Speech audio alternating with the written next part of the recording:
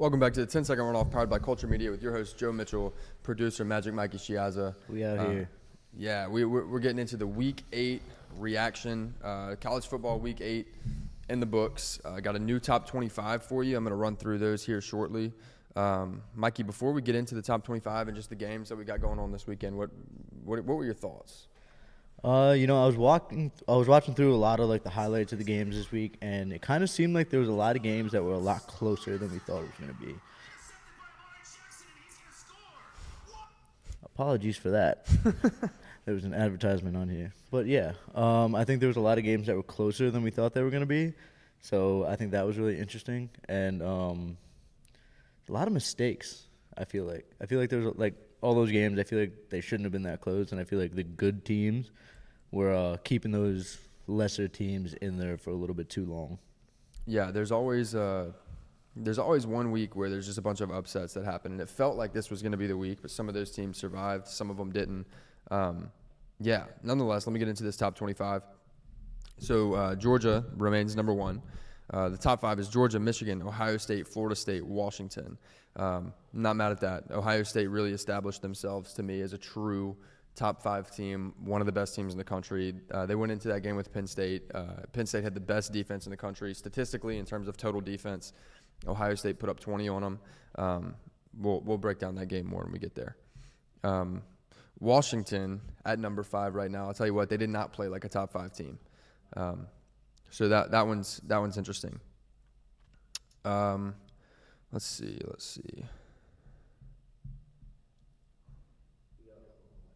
Yeah. We got Oklahoma at 6, Texas at 7, Oregon at 8, Bama at 9, and Penn State at 10. Penn State just dropping to 10. I don't mind that. Alabama moving up to 9. I do like that. I know they went into the half. It was 20-7 at halftime, but then they went on a 36-0 run, or no, it was 26 or 27, something like that, to nothing run to end the game 34-20. Really dominant in the second half. So that was impressive to me. They look like a top 5 or top 10 team right now. Texas jumps up to 7. I don't hate that. The outlook of their team just got really tricky over the next 4 to 6 weeks as Quinn Ewers goes down with that shoulder injury. So we'll talk about them when we get there.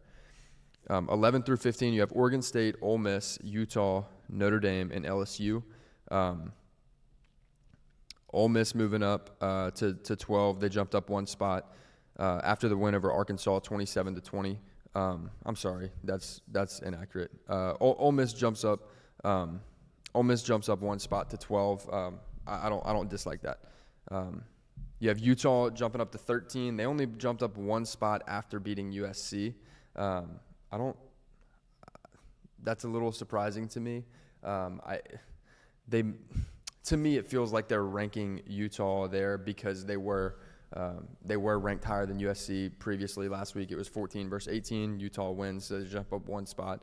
But for how good USC's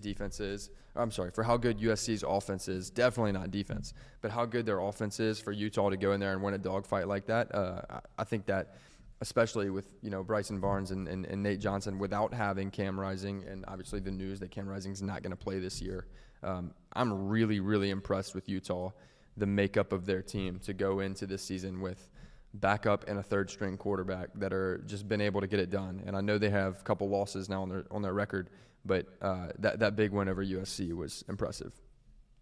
Let's see, LSU jumping up to 15. I like that. I like them being inside the top 5, being a top 15 team right now. 62-0 win over Army. We knew their offense was really good. I figured the offense would score in the 40s again. I did not think they'd get up as high as 62. The most impressive thing to me for LSU is holding anybody to 0 points. For them to be able to go out there and pitch the shutout was huge for them. Big step for that defense. And I know we can talk about Army and their leading rusher is their quarterback, and their quarterback has only thrown for 700 some odd yards on the season going into that game. But nonetheless, they held somebody to 0 points. And for a defense that's been struggling as much as they have this year, they look to just be getting a little bit better every week, and that was a big statement from them. At 16, you have Missouri, 17, North Carolina, Louisville at 18, Air Force at 19, Duke at 20. Duke lost that game to Florida State. They were winning that at half, and then let it slip away from them. I do think Duke's a good team though, so I'm not mad at them being in the top 20 here. North Carolina dropped big after their loss. We'll talk about that as well. At Tennessee comes in at 21, Tulane at 22, UCLA at 23, USC drops down 6 spots to 24, and then James Madison coming in at 25. This is the second year in a row James Madison's been ranked. And they can't play for a bowl game this year. Dude, that is so bush. I remember when I was reading that the other day, I almost couldn't believe it.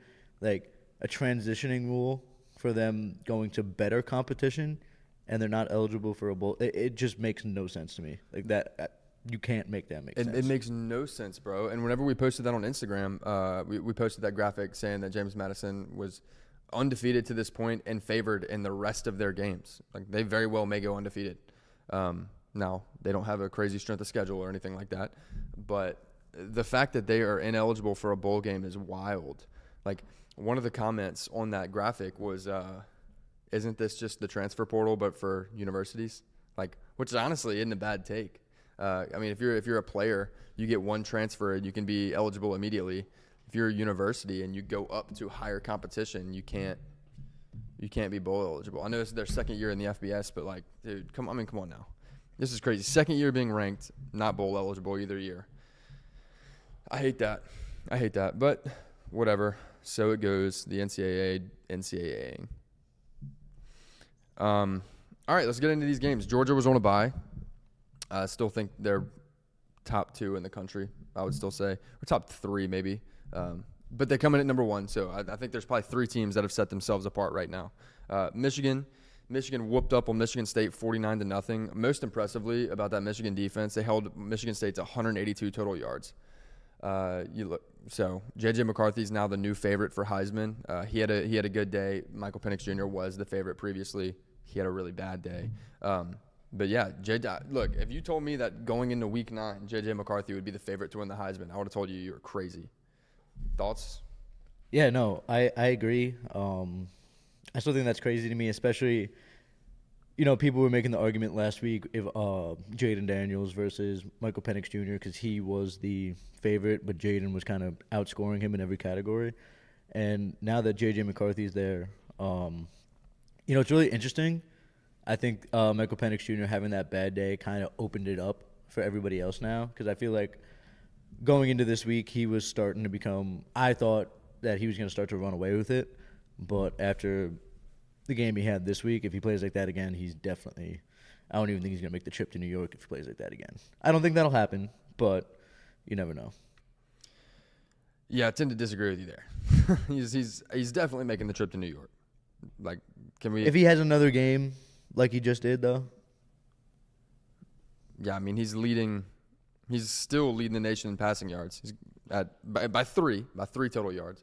But he has 2,576 passing yards. That's the most in the nation, followed by Jayden Daniels of LSU at 2,573. I'm going to run through the quarterback statistics real quick.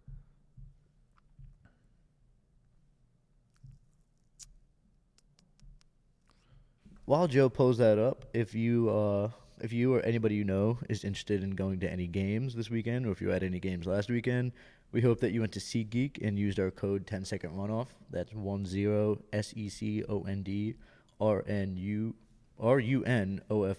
I had a little trouble spelling right there, but yeah, use that. You'll save $20, and who doesn't love more money? Yeah. So to me, the only reason J.J. McCarthy is leading the Heisman race right now in terms of odds is because he's undefeated. Look, in passing efficiency, he is number 2. But behind Jayden Daniels from LSU. And we just said in total yards, Jayden Daniels was second behind Michael Penix Jr. You go back to, passing touchdowns. Jayden Daniels leading the country with 25 passing touchdowns, followed by Caleb Williams, Shadur Sanders, Michael Penix Jr. You don't see J.J. McCarthy come in until all the way down at the 10 spot with 18. That's wild. Yeah. That's crazy. Yeah. So I don't know, man. I even look at passing yards per game. It's Michael Penix Jr., Shadur Sanders, Jayden Daniels. You don't see J.J. McCarthy come in like He's 49th at 224 a game. That's not good. That's not a Heisman quarterback. That's what I'm saying. Like that's not good.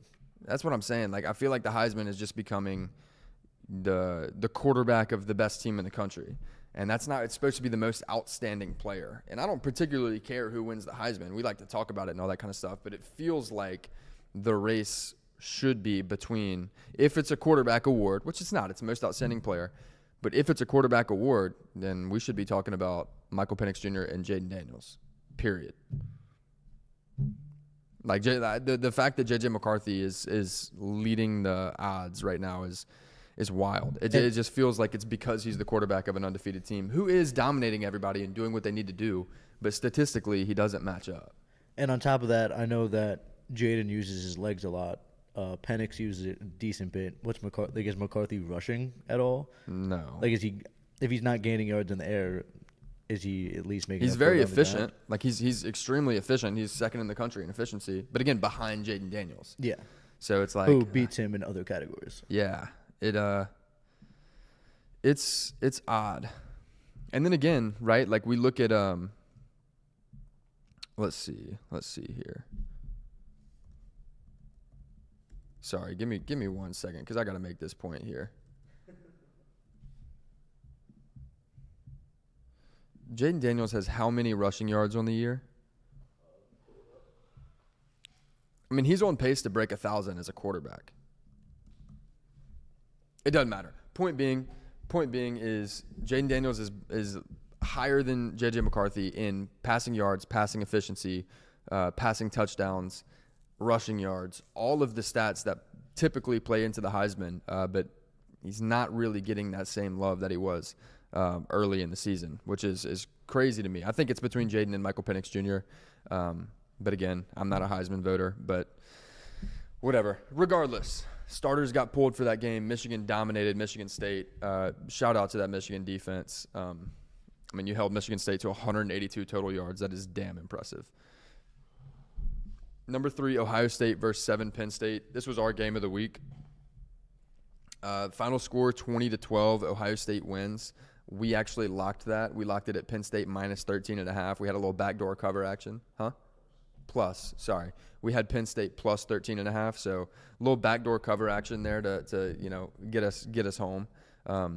Drew Aller struggled, man, in this one. He really struggled. Penn State only rushed the ball for 49 yards. So shout out to that Ohio State defense.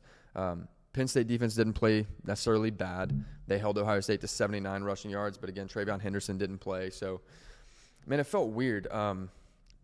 It felt like late in the game, Penn State found themselves with their back against the wall when their defense has been playing so well, so consistently all game. And instead of just trying to punt the ball and trust your defense to go get one more stop, it felt like they tried to push, and it cost them. They gave the ball to Ohio State inside Penn State's own territory, and Ohio State made them pay.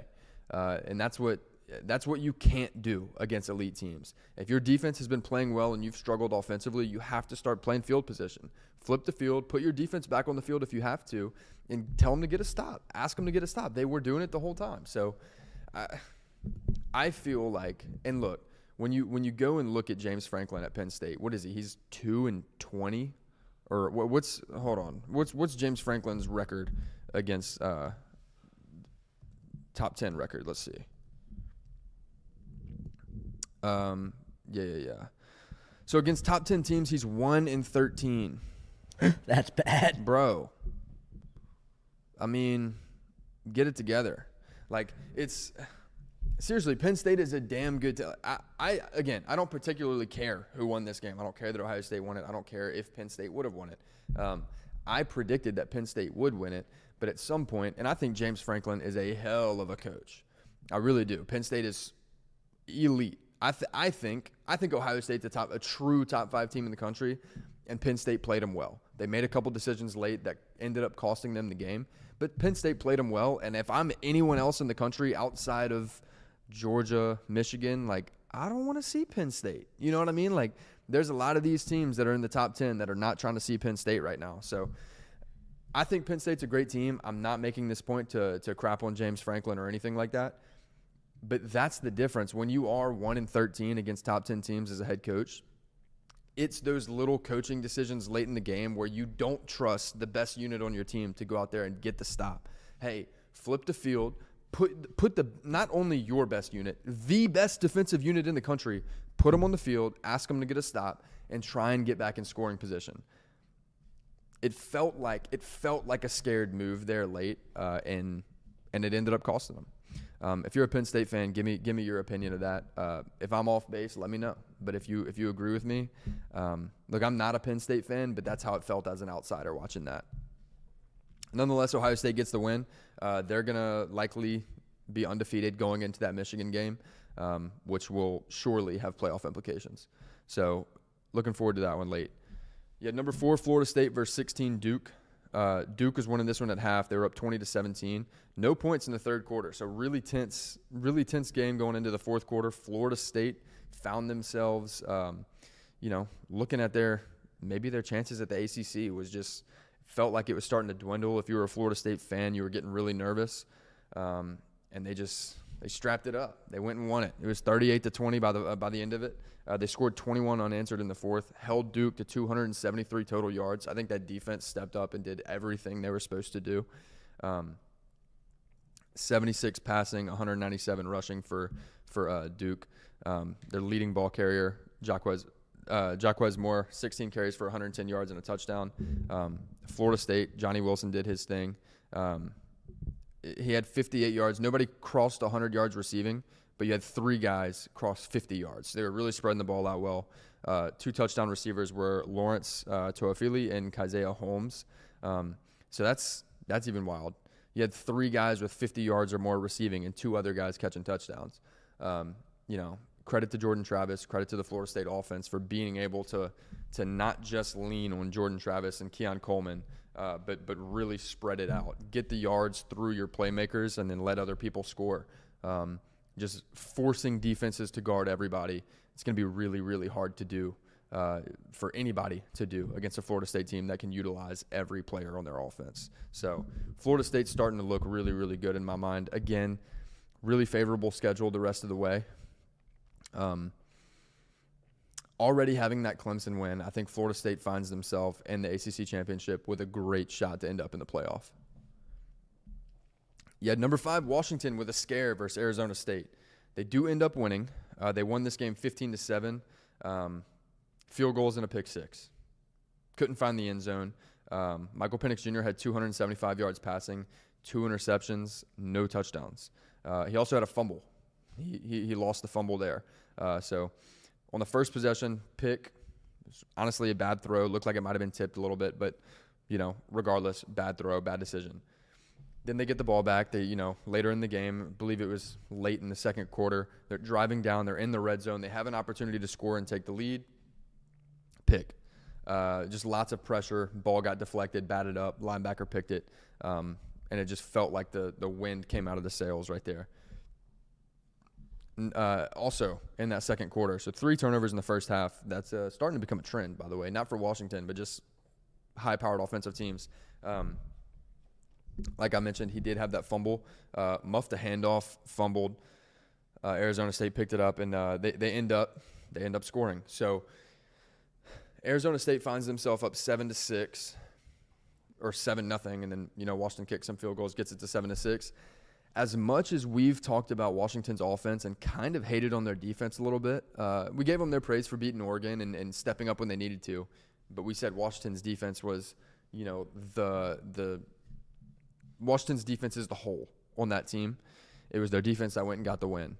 Pick 6, down, back against the wall in their own territory. They get the pick 6 and go get it done. So when you have a team that has a quarterback like Michael Penix Jr., receivers like they do, a running back like they do, just solid offensively. When you have an offense that good, that struggles the way they did this game, and your defense can go get points for you, that makes you really, really dangerous. Now, do I think they can do that against a Michigan or an Ohio State, a Penn State for that matter, Georgia? Had they played like this in those games, it probably would have gone really differently, even if it was Oregon last week. So I think, their defense did enough to go get them to win on Saturday. Big stand for them with that pick six. So that was definitely needed, and I'm impressed by that. But the offense can't continue to do that. That needs to be a one-and-done type thing. Shake the dust off, get back in the film room, and figure it back out, because this is one of the best offenses in the country. And if they can't put a touchdown on the board against Arizona State, then it's going to get tricky down the line. You had 6 Oklahoma versus UCF.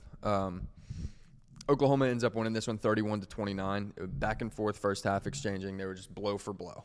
9:16 left in the game. Oklahoma takes a 1-point lead after 2 UCF field goals and 1 OU touchdown. 3 minutes left in the game. They break loose for 30 yards to score up 8. A minute 13 left. Javon Baker scores touchdown, down 2. 2-point conversion, swing pass for a loss of 7 yards. That's the difference in the game. Oklahoma's defense is able to come out there and make the stand when it counts. Dylan Gabriel did his thing. The Oklahoma offense did their thing, putting up 31 points. They tend to score more than that. That's below their average, but they went out and they scored enough to win, and the defense was able to get the stop on the 2-point conversion. So that's huge. Oklahoma, it's never a good thing that anybody gets hurt by any means, and that's not what I'm saying. But the Big 12 looks like it's Oklahoma's to lose at this point. Undefeated to this point with a big win over Texas, and considering Quinn Ewers is hurt, there could be more Texas losses coming, which would make it really difficult for them to find themselves in the Big 12 championship if that's the case. So we'll see how that plays out, and the road might get easier for Oklahoma potentially. You had 8 Texas at Houston, 31-24. Texas wins it.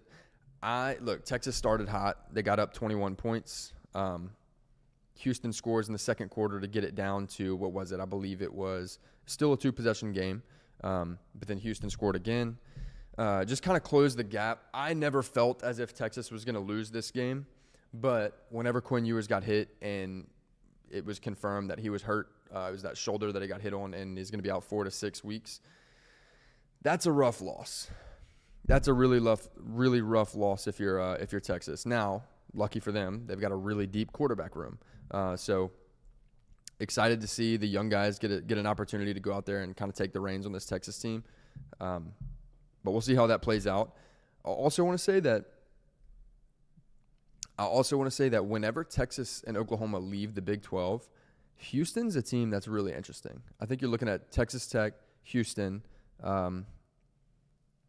Utah is going to make the switch as well. So there's a couple teams that could be interesting, but I think of the existing Big 12 teams, Houston and Texas Tech are really interesting to keep an eye on moving forward.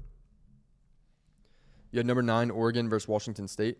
Just an offensive clinic, both sides, or from both teams. Over 1,000 total yards of offense between both teams. Cameron Ward, 34 for 48, 438 yards and 1 touchdown. Look, in the preview show, we were talking about this game and the line on it, and I said I wasn't taking anything because Washington State's offense is good enough to go put up a lot of points and throw the ball all over the field if necessary, and they did that. Again, 438 yards from Cameron Ward was really, really impressive.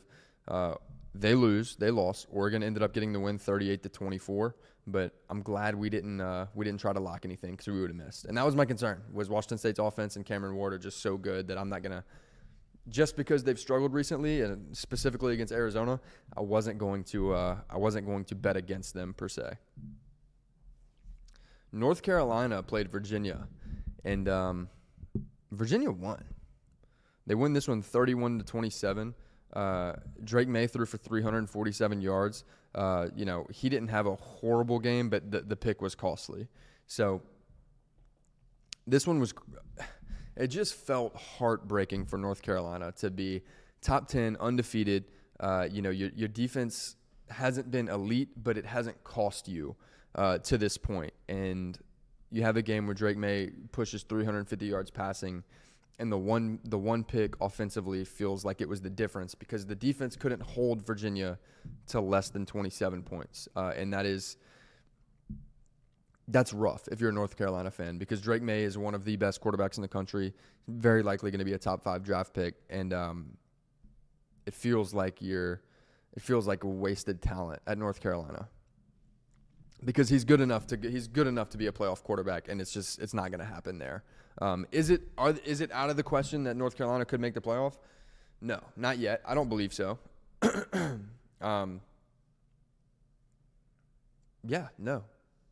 No, it's not. It's not. They're a one-loss team. They still have an opportunity to make it to the ACC championship. And if they do knock off a Florida State in the ACC championship, then they could backdoor their way into the playoff. But I think it's going to be really, really tricky at this point. I don't know if it happens, but that would have to be – they'd have to win out and beat Florida State handily in the ACC championship. Moving on, you had number 11 Alabama versus 17 Tennessee. This one was crazy. It was all Tennessee in the first half, 20-7. Jalen Milroe ended this game with 220 yards, 2 touchdowns, and Jace McClellan had 115 yards and 1 touchdown on the ground. I'm leading with those stats after saying Tennessee was up 20-7 at half because Bama went on a 27-0 run to close out the game, 34-20. Heartbreaking for Tennessee because they had this one in the bag and just could not let it go. Now, or did let it go. You get on Twitter and you get on Instagram and all that kind of stuff. You see lots of Tennessee fans complaining about refs and penalties and flags and this, that, and the other, and not calling anything on Alabama and calling a couple questionable things on Tennessee. I'm not going to argue with you too much about some of them. But the idea that the referees wanted Alabama to win and made that happen, that the fix was in, I don't know if I can get on board with that. Can you, Mikey? Absolutely not. No, I mean, I want to make the argument that, hey, they weren't on board for the Texas game, but then people could say Texas is a big brand and this, that, and the other. And I know it's playing into the conspiracy. And, hey, the refs didn't win Alabama the game. I think Tennessee lost the game, unfortunately, as did I. I just lost it. I was going to say it. You beat me to it.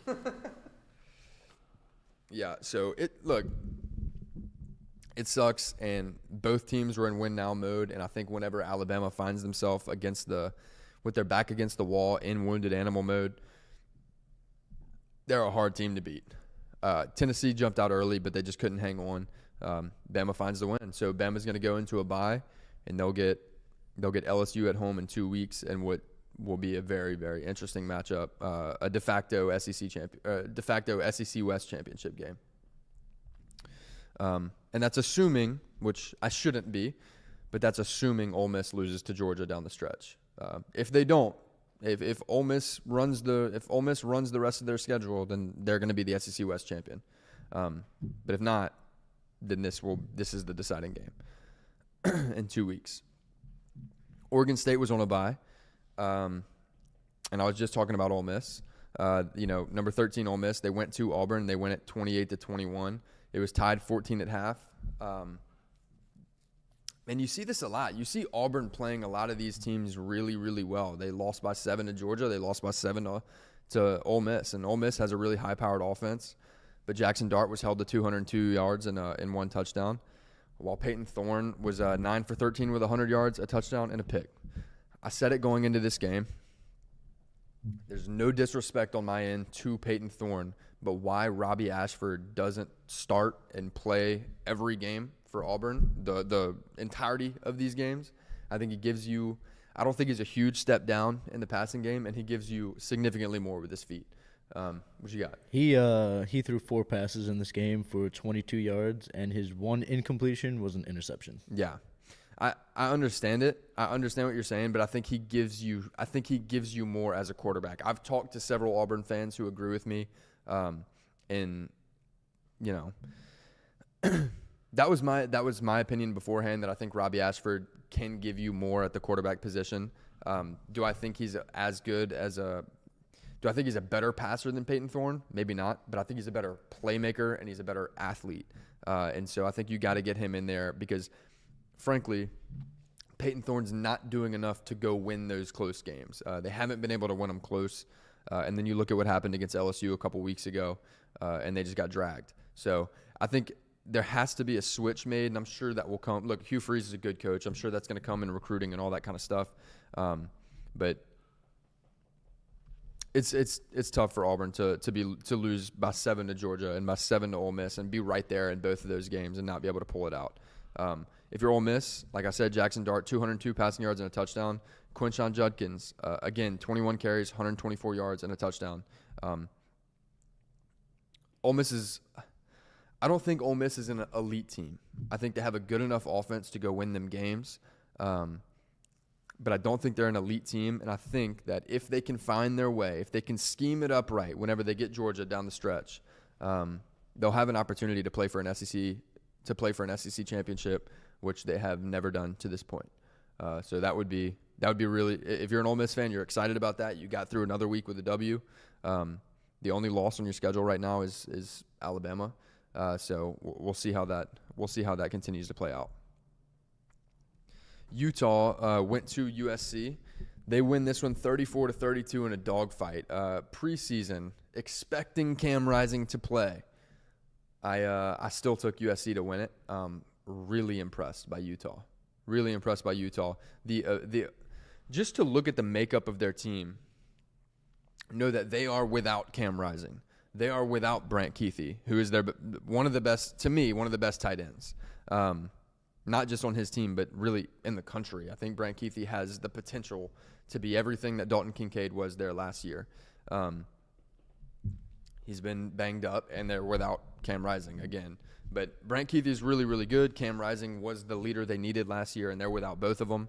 And Bryson Barnes is, getting it done. He's not putting up any flashy numbers. He's not doing anything really crazy. Matter of fact, a lot of times he struggles. But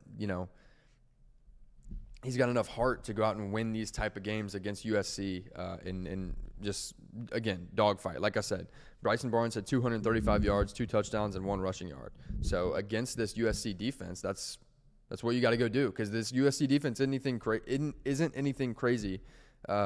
But he was only 30 yards behind Caleb Williams, who had 256 yards passing. So when you're talking about 30 yards, sometimes that's one play. Like he threw for damn near the same amount of yards as Caleb. And again, 2 passing touchdowns, 1 rushing touchdown. Really impressive for him. So again, this one was a dogfight, back and forth the whole way. What ended up being the difference was USC got called for roughing the passer. It was a 10-yard pass, and it gave Utah the ball in opposing territory with 1 minute and 16 seconds. And that was it. Utah scored the 38-yard game-winning field goal as time expired. And so, yet again, you see USC's defense not only being the problem, but losing you the game. And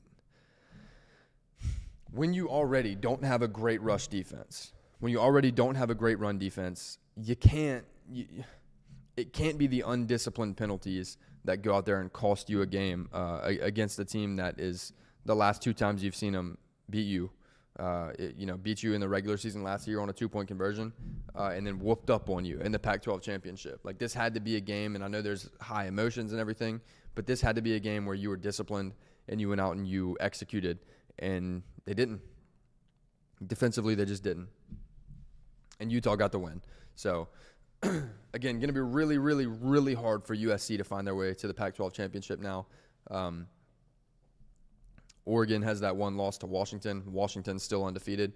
Unless Washington finds I think it's going to be really hard for USC to get to the Pac-12 championship.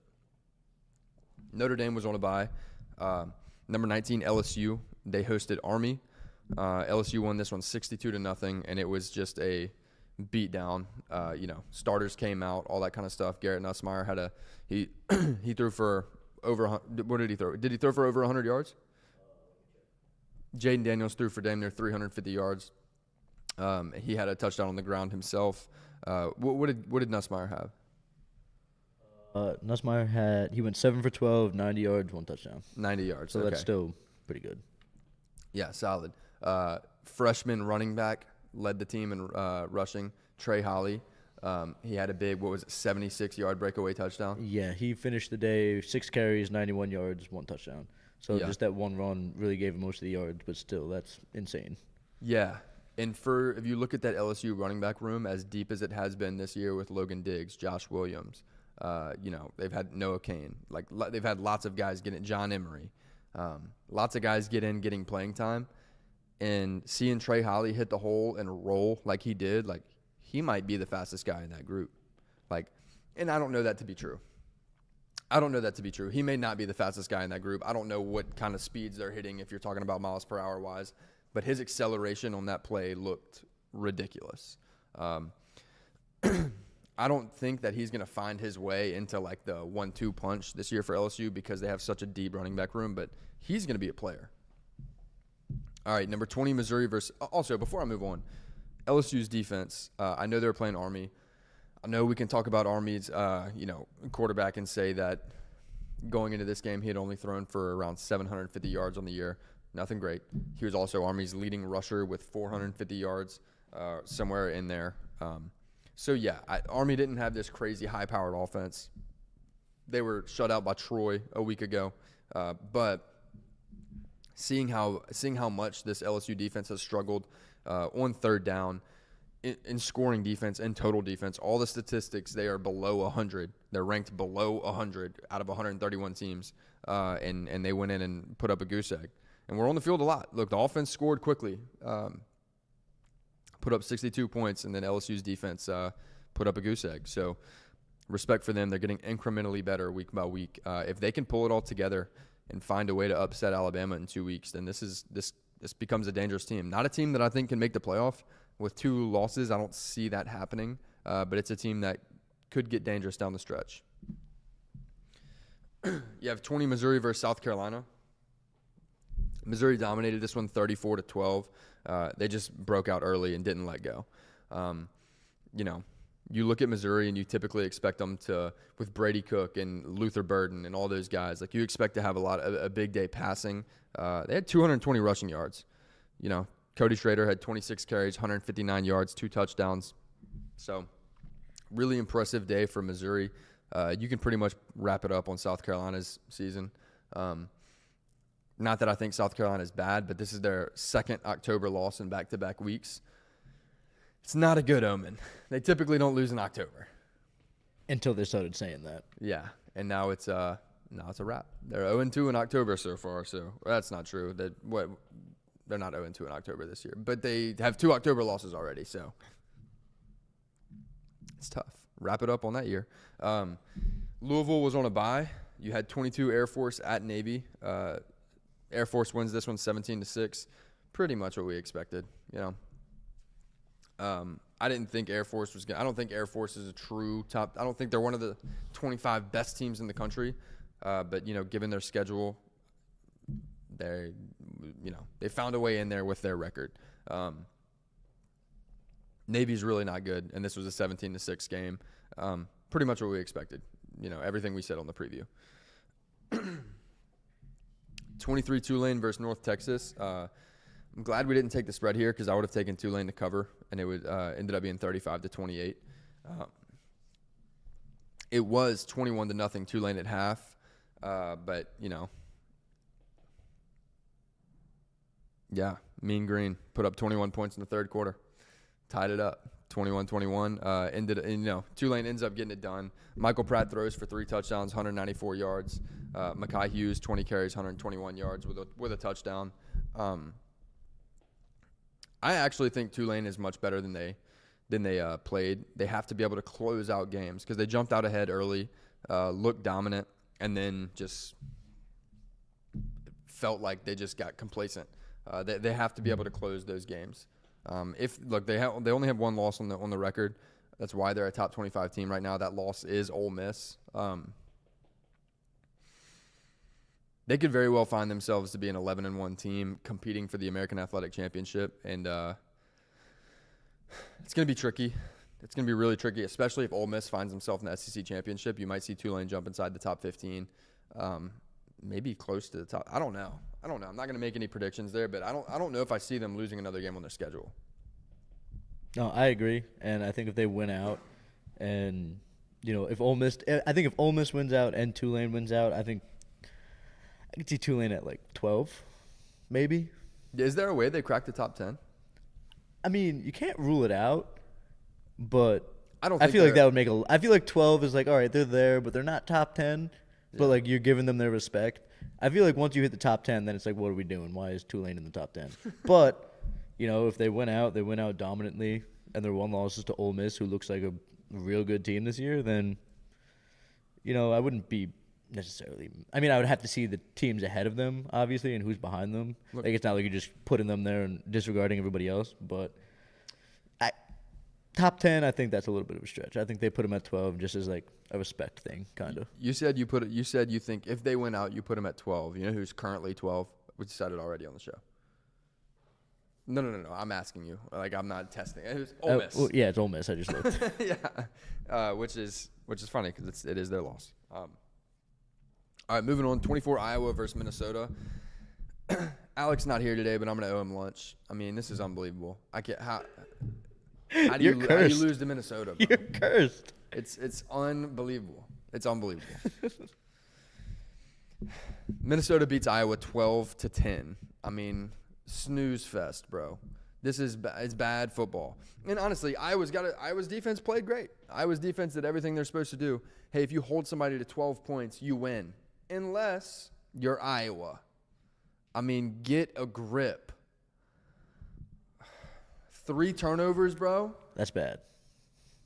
In a game and credit to Iowa's defense for, 3 turnovers and you still hold them to 12 points. One of the best defenses. Straight up one of the best defenses in the country. It always is.